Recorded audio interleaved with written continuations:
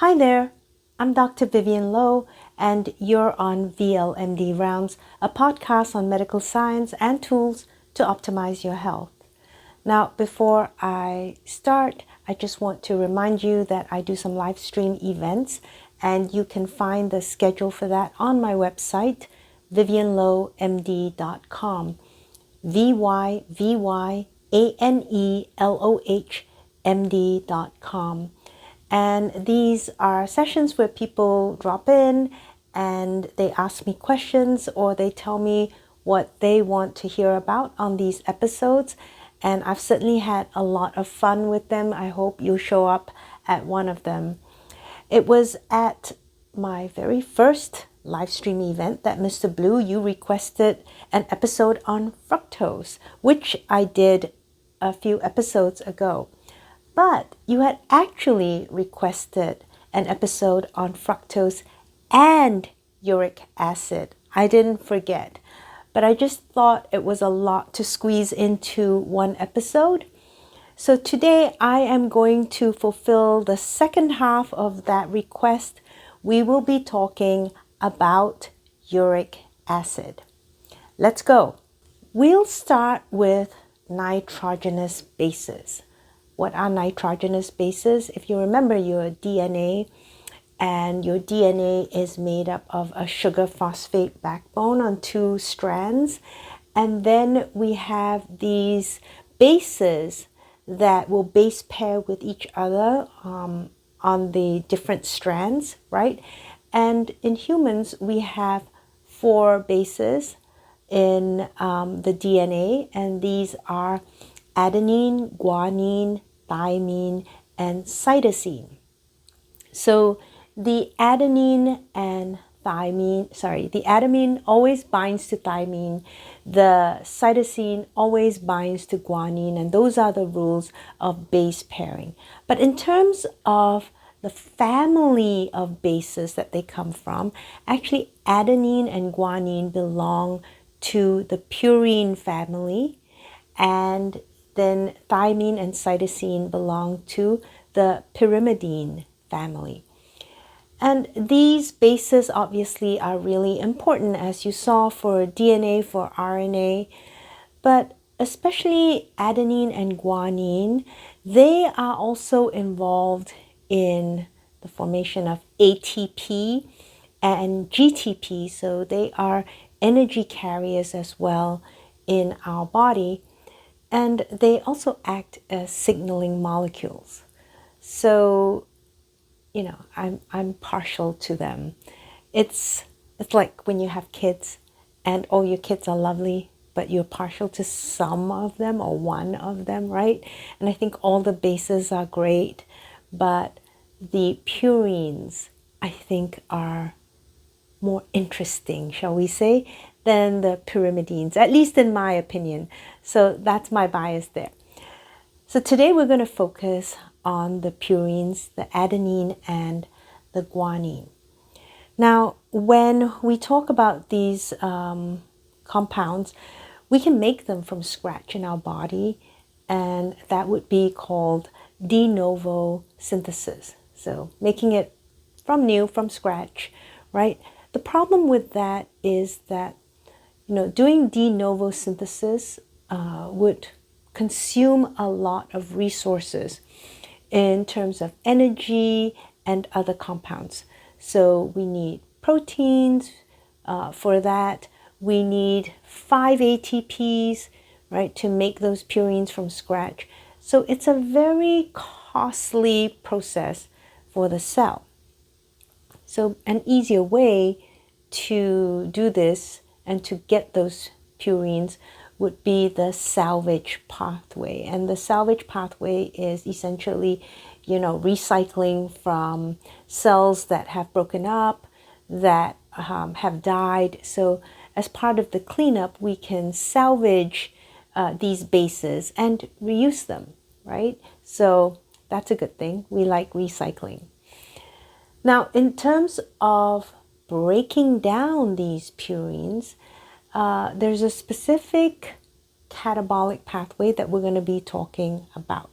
So if we're going to start from adenine AMP monophosphate and guanine monophosphate GMP, AMP and GMP.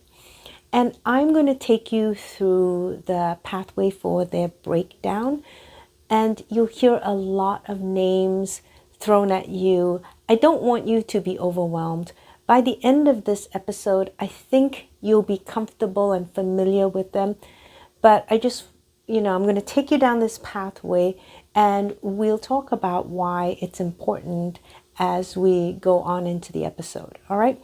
So we're going to start, as I said, with AMP, adenine monophosphate, and GMP, guanine monophosphate, and we can enzymatically break down those products, and we can form something called inosine monophosphate. Inosine is spelled INOSINE, and we'll just call it IMP.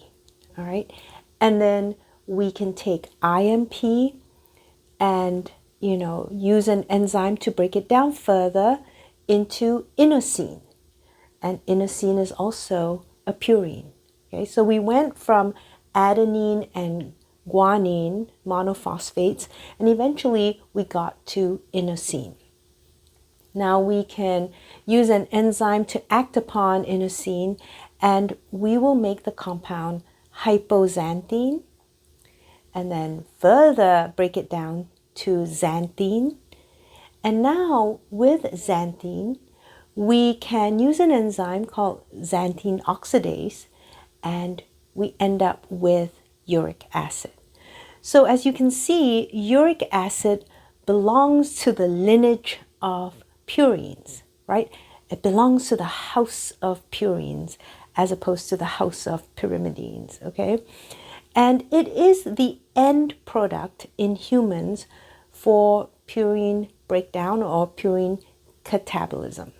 Okay, so like I said, we started with AMP, GMP, broke it down to IMP, and then further broke it down to inosine, which is what the I stands for, and that's broken down to hypoxanthine and xanthine, and eventually we make uric acid. In other animals, other mammals, there is a further enzyme called uricase. Actually, there are further enzymes, but if we're talking mammals, then there's uricase. And uricase can actually convert the uric acid into a protein called allantoin.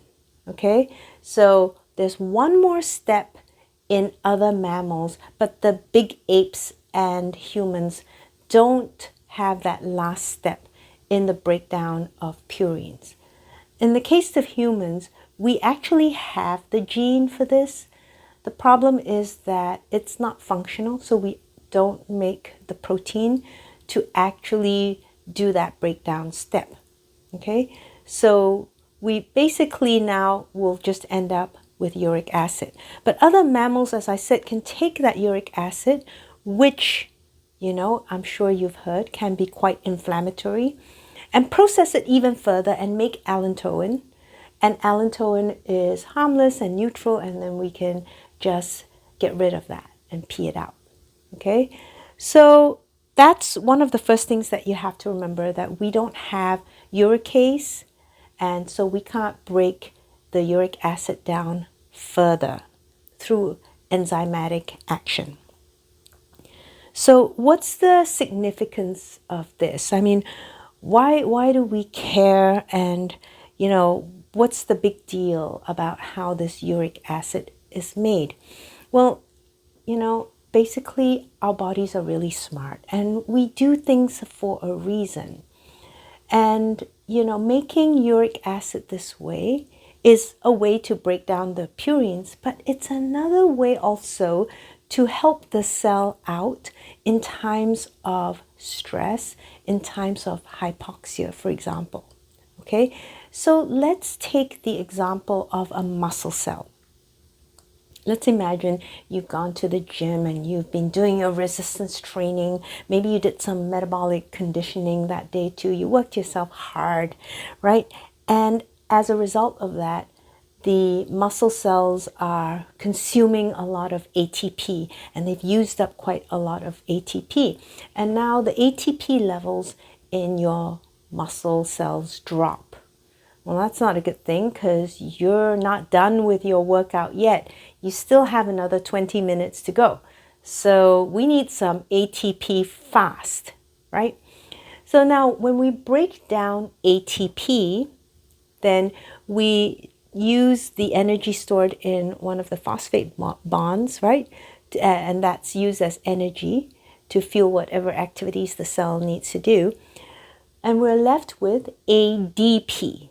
So we started with ATP and we used one of the phosphate groups, and now we have ADP left.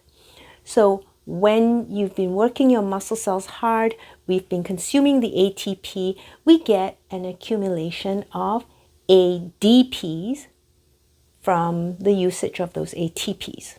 Okay? All right, but we need ATPs, right? Who cares that we have a lot of ADPs? Well, as I said, the cell's pretty smart.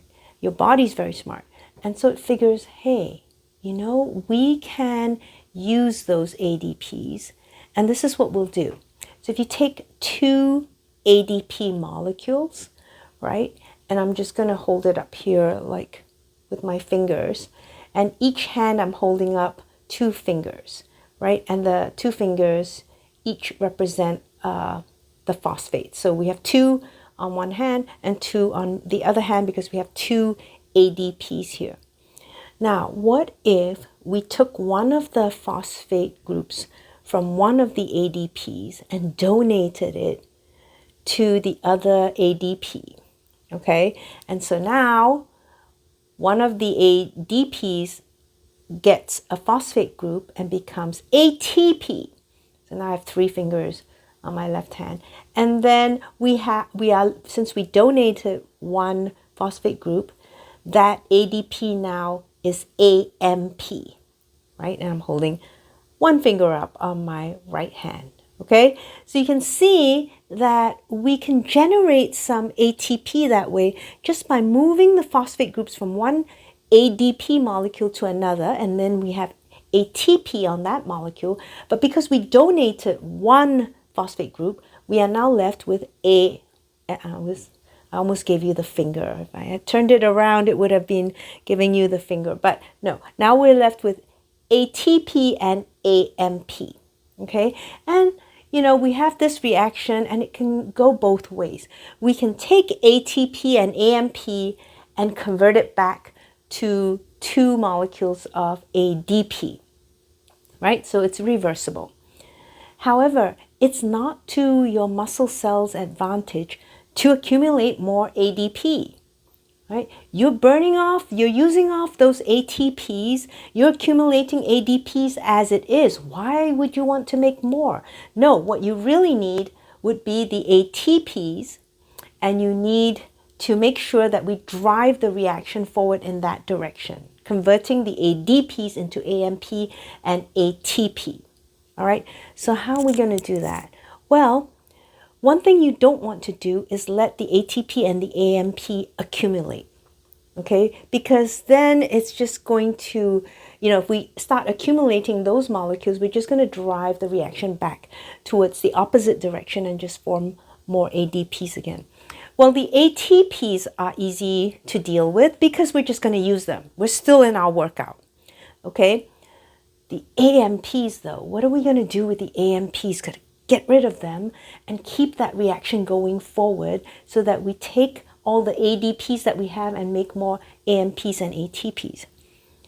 Well, we can take the AMP and how about we convert it to IMP? Remember the purine metabolic pathway to break down the purines?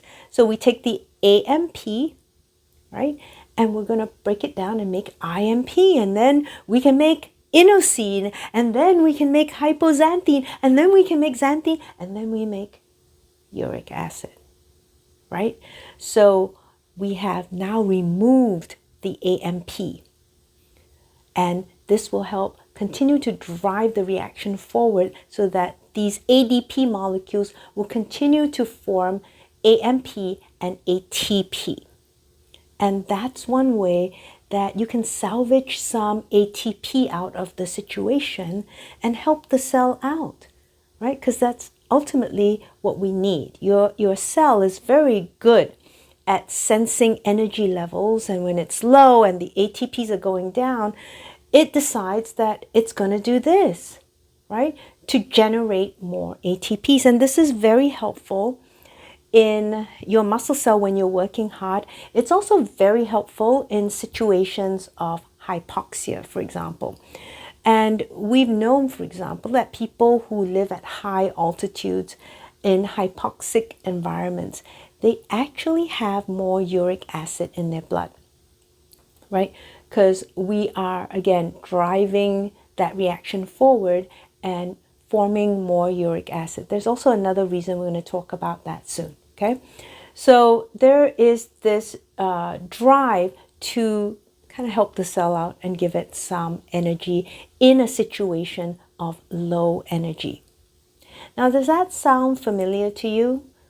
Because I just gave you an example from the muscle cell. But if you remember a few episodes back when I was talking about fructose, right? Remember what happened with fructose? Well, fructose, when it enters the cell and is tagged with a phosphate group by an enzyme called fructokinase, or the Freddy enzyme, right? There is no feedback loop there. And so, there's a lot of quick entry of this fructose into the cell in the liver. And then we tag those fructose molecules with phosphate groups. Where do you think the phosphate groups come from? They come from ATP. So if we are now using up all this ATP and just tagging the flood of fructose molecules that are coming in, right? What happens? We get a very quick depletion of ATP levels in the cell. Uh-oh, now what are we going to do, right? Well, just like in the muscle cell, guess what? Purine catabolism to the rescue. So we can take the AMP that has been accumulating, right? And the ADPs, and we can drive the reaction towards forming IMP and inosine, and then hypoxanthine, and then xanthine, and then uric acid, right? We are driving that reaction so that we keep making more ATP as much as possible to keep up with this demand because of the flood of fructose molecules coming in and being tagged with phosphate groups, right? So essentially, you can see that it's the same situation here. When there's a depletion of energy in the cell, ATP levels drop, then we kind of prioritize this purine catabolism or breakdown pathway, and we end up with uric acid. Now, basically, anytime you talk about uric acid, everybody knows that it's bad news, okay? Sort of like calling in the mafia, right? Bad news when uric acid shows up, because uric acid causes a lot of damage, causes a lot of inflammation, and it's been well associated with inflammatory conditions. So, for example, it can stimulate, macrophages to be in a more inflammatory or M1 state. It can, basically decrease the nitric oxide in your blood vessels. And nitric oxide is very good at helping your blood vessels relax and vasodilate. But if we don't have a lot of the nitric oxide effect because of uric acid, then what happens? We don't get that nice relaxation of the blood vessels, and we actually have a rise in our blood pressure. Okay, so it's been associated with hypertension. It's been associated with obesity, with metabolic syndrome, with heart disease, with renal disease. So uric acid is bad news, right? And it's especially bad news for people who have gout. Okay, I'm sure most of you have heard of gout. Uric acid is actually not very soluble at all in water, and it mostly exists in your blood in the form of urate, okay, which is the salt of uric acid. It's the same thing, but it's mostly in the form of urate in the blood. And when you have a lot of this urate around in your blood, it's not highly soluble, so it has this tendency to crystallize out of solution, which is not a good thing. And when it crystallizes out in your joints, for example, it can cause a huge inflammatory reaction. And that's when people have their gout attacks, and it is extremely painful.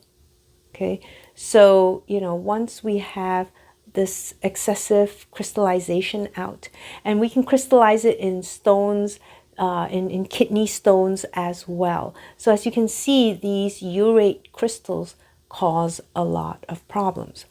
So, when you see someone with high levels of uric acid in their blood, you kind of are on the lookout for gout. However, not everyone with high uric acid levels has gout, right? So it seems that there are some people who are predisposed to it, and other people can have high levels of uric acid and never experience gout at all. So uric acid, once it's formed, okay, your body gets rid of it in two ways. 2/3 of it is going to be excreted in the kidneys, and then about 1/3 of it in the intestines. Okay, so the majority is going to be cleared by the kidneys. Now, in the kidneys, you filter it out, and then you secrete it in the proximal tubules, it's just a part of the kidneys. But we also reabsorb some of it back. In fact, we reabsorb most of it back. We reabsorb 90% of what we've just secreted. Okay, so that we actually only have about 10% that ends up in the urine, and 90% is reabsorbed back into the body. What the heck? Why are we doing that? Didn't we just say that uric acid is bad news? So why would your body want to reabsorb the stuff that they were trying to get rid of anyway?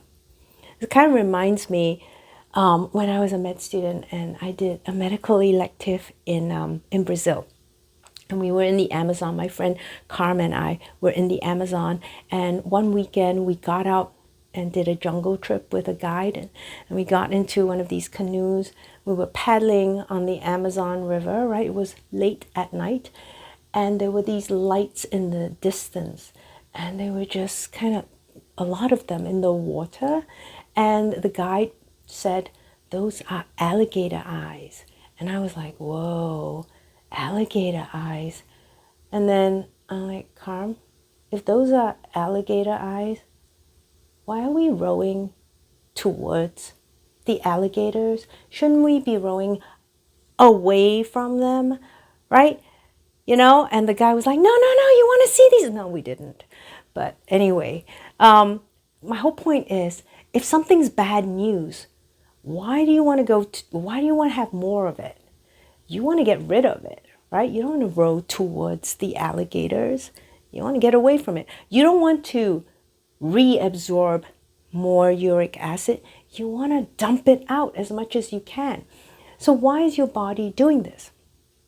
Well, we're not 100% sure, but it is believed that, it's got to be doing some good to your body. And millions of years ago, when we lost the ability to make uricase, that enzyme that converts uric acid to allantoin, right?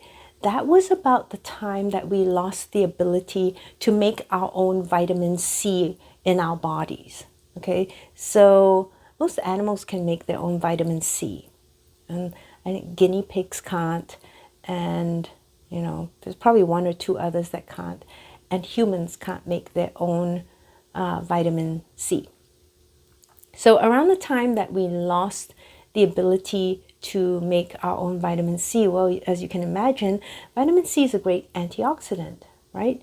Well, around that time, we think, is when we also lost the ability to make this uricase enzyme that would convert the uric acid into allantoin. And the reason for this may surprise you. The reason is that uric acid is actually a very potent antioxidant. Did you fall off your chair? It's a very potent antioxidant, and that has been well known for a very long time. And it is believed that 60, some people even say up to 85% of the antioxidant capacity in your body is from uric acid. Okay? We have a lot more uric acid in our blood than ascorbic acid or vitamin C. And so it's much more important in antioxidant activity than the vitamin C. The average level of uric acid in your blood for a man would be around 7 milligrams per deciliter. For a woman, around 6 milligrams per deciliter. And this is way higher than most mammals, right? Remember those other mammals, they have that uricase enzyme, and so they're getting rid of the uric acid by forming allantoin. So their uric acid levels are probably like 2 milligrams per deciliter, and we're at 7 or 6 milligrams, so that's way higher, right? But it's giving us this antioxidant effect. And when we lost the ability to make our own vitamin C, well, to make up for it, right, we got rid of the uricase enzyme so that we would have more uric acid around to kind of boost the antioxidant capacity in our bodies, right? So that's the thinking of why we lost that enzyme. Now, I said that the uric acid is secreted and gotten rid of in the kidneys, and it's done so through these transport proteins, right? And there are many of them that will transport and aid in the secretion of uric acid out of the tubules, okay? And it's felt that a dysfunction or some genetic variance in these transporters would be the major factor in human hyperuricemia, okay? And the reason that humans may have high levels of uric acid in those people who maybe are more prone to gout, right? So an example here is one of these proteins is called the ABCG2 protein transporter for urate, and that helps actually urate secretion in the kidneys. Now, if there's a loss of that transporter, then we're going to have actually more accumulation of urate in the blood, and therefore the uric acid levels will rise in those patients. And it's felt that most gout patients have some disposition towards decreased ability to excrete urate. Okay, now you always hear, and I've certainly always heard, oh, you have to eat, foods that are low in purines. I can't think of foods that are low in purines specifically, but they always say, you don't want to eat foods that are rich in protein. I'm like, well, we need protein. Why would your body do that to you, right? And turns out it's really mostly from this dysfunction in some of these transporter proteins in the kidneys that predisposes people to high levels of uric acid and then gout.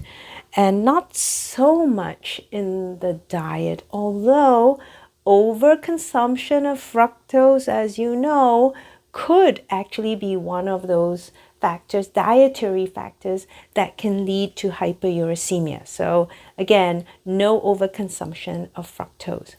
And in terms of, you've also often heard that, if you drink alcohol, that can also increase your risk of gout. Yeah, maybe a little bit, but especially so with beer. So if there's an alcohol that you should really give up, if you're prone to gout attacks, that would be beer.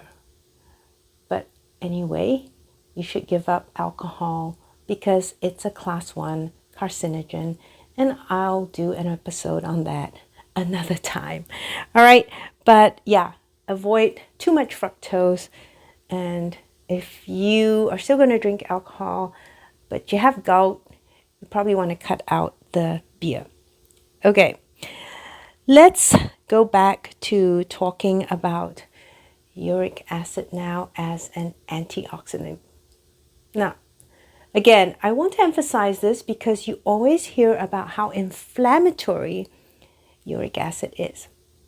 But it turns out that it's really good as a scavenger for reactive oxygen species, right? These are free radicals. These are compounds that have unpaired electrons in their orbits that cause them to be very reactive and volatile, right, and unstable, and they can damage a lot of tissues. And uric acid can actually help to scavenge those free radicals, right, and therefore cause less damage in your body. Okay, so let me just go to this article that I found completely fascinating. And this one was a Japanese article. Let me get the names. Mikami and Sorimachi from 2017, and this is Physiologic Research, which is the journal, okay? And here what they did, I'm just going to actually see if I can read tiny letters here from their paper, where they said, our previous findings where plasma uric acid concentration in human subjects changed after oral administration of uricosuric drug, so a drug that makes you pee out the uric acid and drops the uric acid level in your body, right? So the plasma uric acid concentration in human subjects changed after giving them this drug, or uric acid precursor, the IMP, right? So this would actually increase uric acid, showed that plasma trap levels, a way of measuring antioxidant ability, had a significantly positive correlation with that of plasma uric acid. So they're saying that when they tested the antioxidant capacity of blood, it correlated with the uric acid levels. So the higher the uric acid levels, the more antioxidant capacity, and the lower, the less. And in this particular study, they actually showed that in liver cells. And what they did was they took mice. Now, mice make uricase, right? They have that enzyme that converts uric acid to allantoin. But what they did was that they had a control group that was just fed regular stuff, and then they had the study group of mice that were given allopurinol in the food as well. So the allopurinol blocks the xanthine oxidase enzyme that converts xanthine to uric acid, right? So now we are not allowing uric acid to be formed because we're giving a xanthine oxidase inhibitor, right? So the mice that had the allopurinol, they actually had much less antioxidant capacity in their liver cells as compared to the control mice, right? Because their uric acid levels were also a lot lower. And then this was the thing in the study that kind of blew my mind a little bit. Remember, we don't have uricase. And if we don't have uricase, then we don't make allantoin, right? That's what I thought. because like everywhere, like you don't have the enzyme to make allantoin, so you're stuck with uric acid. Then I read this. It says, when uric acid reacts with reactive oxygen species as an antioxidant, uric acid is further metabolized to allantoin non-enzymatically. This is a non-enzymatic reaction. It's just acting as an antioxidant and reacts with reactive oxygen species, and as a result of that reaction, it forms allantoin. So patients with rheumatism and Down syndrome have significantly higher concentrations of serum or plasma allantoin because reactive oxygen production is increased in these conditions. And furthermore, individuals performing intense exercise show an increase of plasma allantoin concentration because intense exercise results in increased reactive oxygen species formation. That's kind of mind-blowing to me because we don't have the enzyme to make allantoin, but if you do intense physical activity, right, you generate a lot of reactive oxygen species, and then the uric acid mops it up, and as part of that antioxidant effect, you make allantoin. So that was something I discovered that kind of blew my mind away. I don't know, sometimes when I have these moments, I just go, wow, right? Because, yeah, our bodies are pretty special. Anyway, I got lost a little bit. But back to more exciting things about the antioxidant abilities of uric acid, because it gets even more exciting. It's a scavenger of those free radicals, and some of these free radicals are also peroxynitrite. They're reactive nitrogen species, right? And because it scavenges these reactive nitrogen species, it also protects the blood-brain barrier and inhibits central nervous system inflammation, CNS inflammation. And what they found was that it's actually very helpful in decreasing encephalomyelitis in mouse model of multiple sclerosis. Yes, uric acid, protective against multiple sclerosis. Okay, that was a big one for me. And turns out that they think that gout and multiple sclerosis are mutually exclusive, because you have gout, you have high uric acid levels, and then, well, it's protective against multiple sclerosis, right? If you have multiple sclerosis, right, then you're not likely to have gout because your uric acid levels are low. That's why you end up with multiple sclerosis, and, then you're not likely to have gout. So they did a study where this was in humans with chronic multiple sclerosis, and they took these patients, and guess what they did? They gave uric acid precursors. So what would these be? IMP or inosine. Remember, before we get to uric acid, we had the IMP, we had the inosine. The inosine became hypoxanthine, then xanthine, then uric acid, right? We gave one of those precursors. Let's say we gave inosine.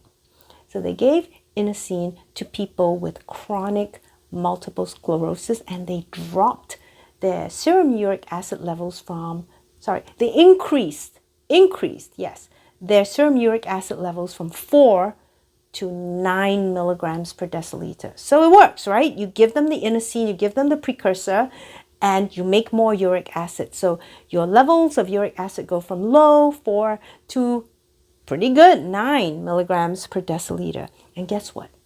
Their symptoms decrease.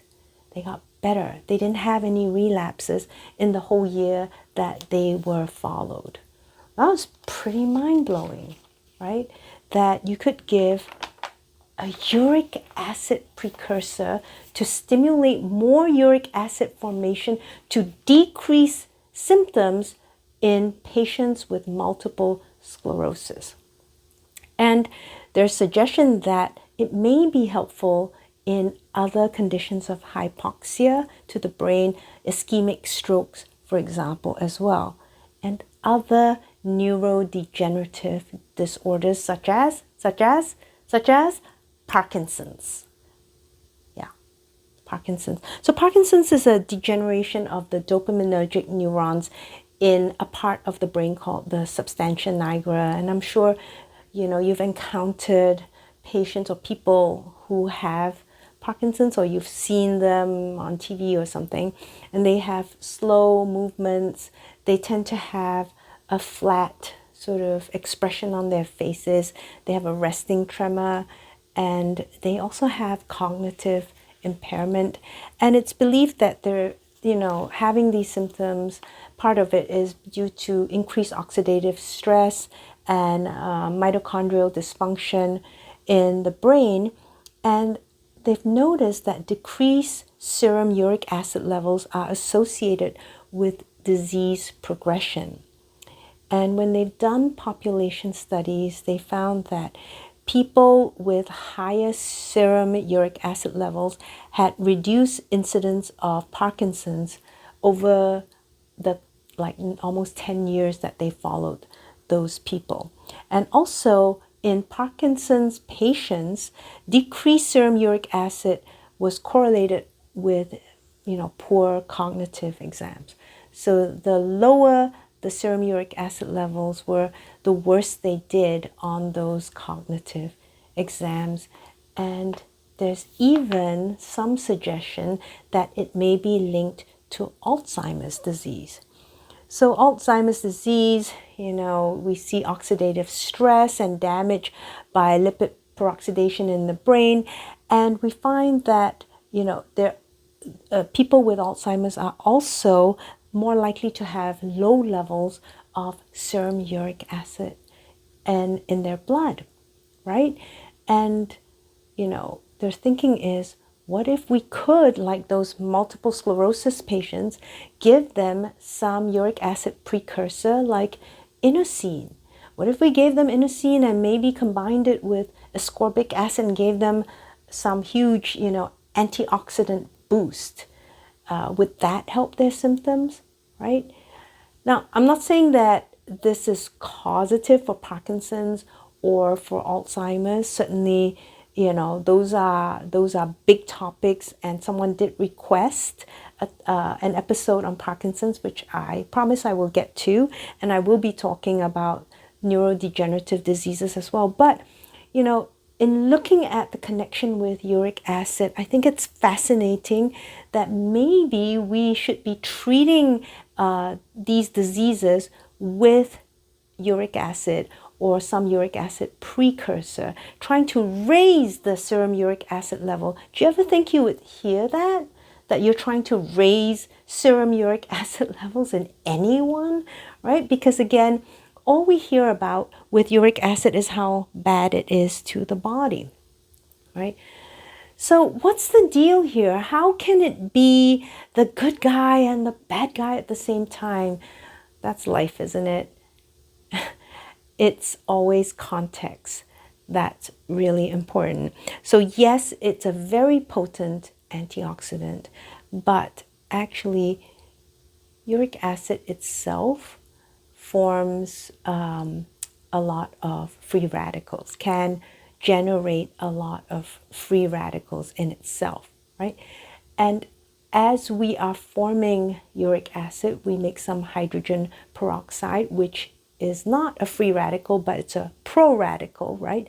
And then as we accumulate more and more uric acid, and we have high uric acid levels chronically, then in itself, uric acid becomes a generator of reactive oxygen species, of free radicals. And at that point, it becomes highly inflammatory and damaging. It's almost like this switch, right?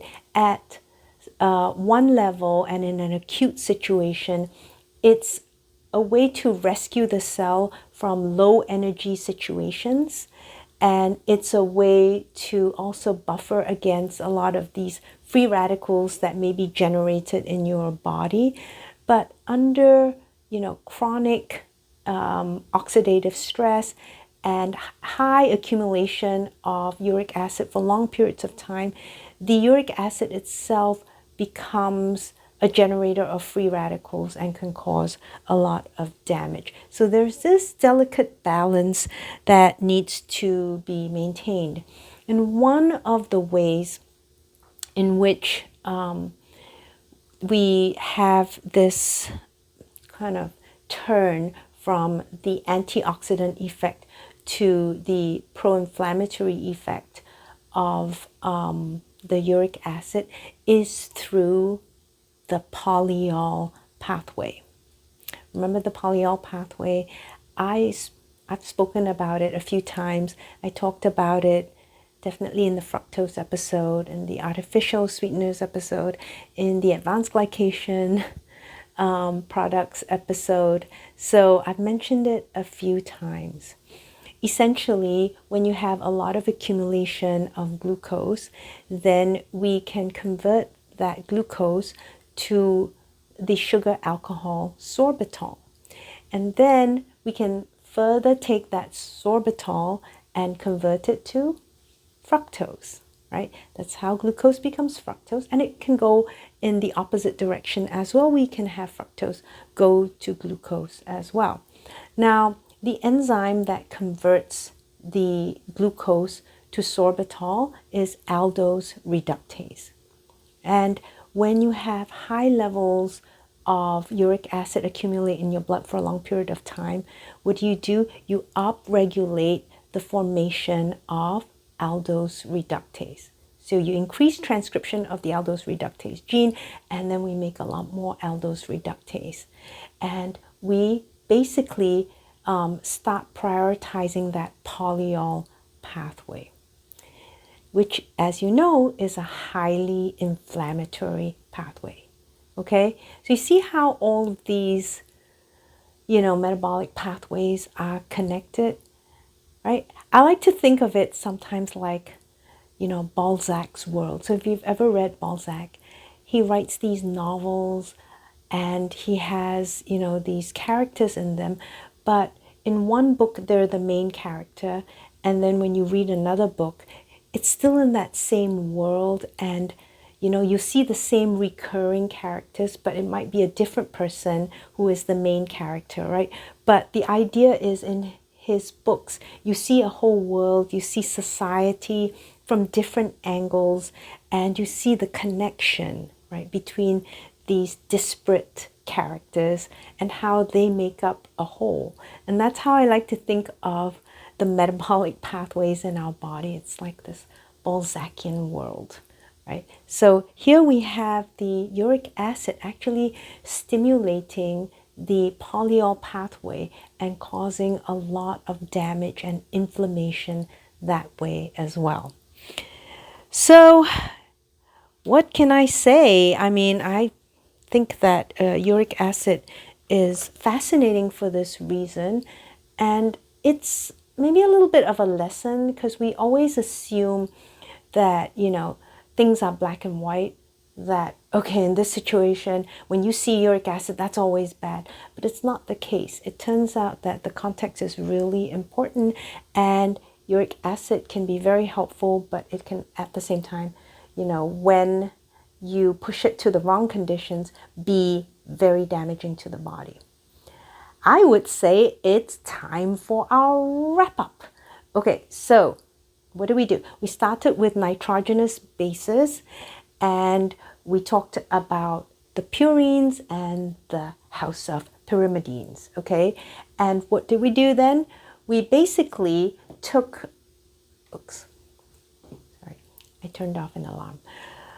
We took the purines, and we looked at the purines, and specifically we were focused on the breakdown of purines or purine catabolism.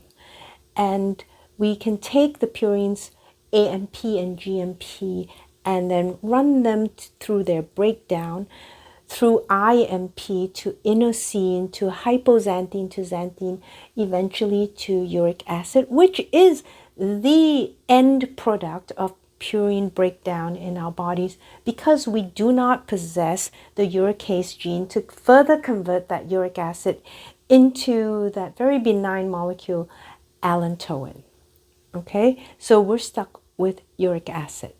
And it turns out that uric acid has its benefits, which is why that the kidneys, while secreting it, will reabsorb 90% of what is secreted, because it's trying to keep some uric acid in the bloodstream. It's a very potent antioxidant.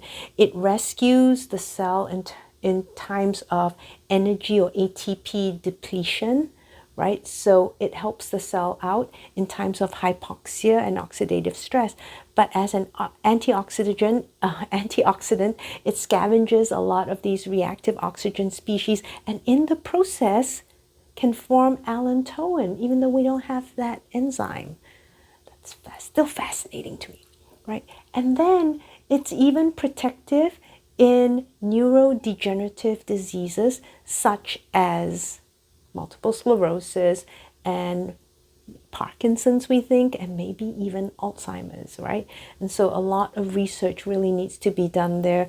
But I think many people have considered the use of the uric acid precursors to try and see if we can improve some of the symptoms for patients suffering from those neurodegenerative diseases. And then we talked about how if we keep up, high levels of uric acid in the body over long periods of time, and we have continued oxidative stress in the body, that now we can convert a beneficial molecule to one that is very damaging, because now that uric acid itself can become a generator of free radicals and reactive oxygen species and cause a lot of damage to the body. And one way it can do that also is to really activate and upregulate the polyol pathway and cause more inflammation to the body. So I hope you found that as interesting as I did, and that maybe you'll see uric acid in a different light. Certainly, we want to be very careful with uric acid. And in most people with chronic diseases like metabolic syndrome, heart disease, and so forth, we don't want to have high levels of uric acid in the blood. And we certainly don't want to continue with any oxidative stress in those people. But it can be very helpful in cases of like the neurodegenerative diseases.